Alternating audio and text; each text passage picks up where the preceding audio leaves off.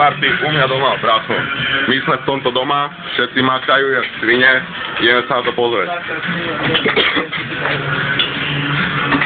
Tuto náš MC Rudy, Mieša. Povedz tomu niečo, okrem nadávek.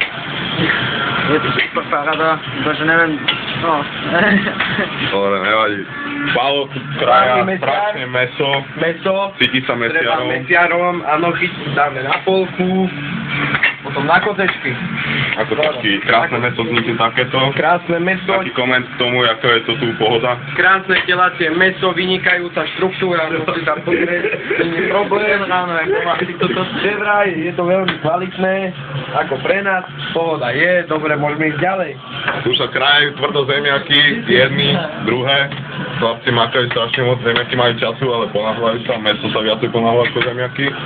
Tuto je náš typek Viktor Lojzo, Smer, čo na to povieš ty? Nemám čo teraz, akože, teraz.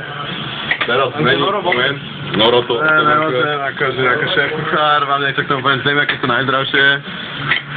Tak tiež iba tiež z gulášu dostaneš iba zemiaky. Ťažko sa tu maká, není čas na slov, proste musíme rýchlo robiť, lebo guláš čaká a Palo je hladný. Mesa. Umyť meso. Umí meso. Umyjem meso. Dobre. Tak toto je guláš, za chvíľu pokračujeme v tomto videu, keď bude gulášu viacej a uvidíte, jak to dopadne. Dobre, čaute zatiaľ.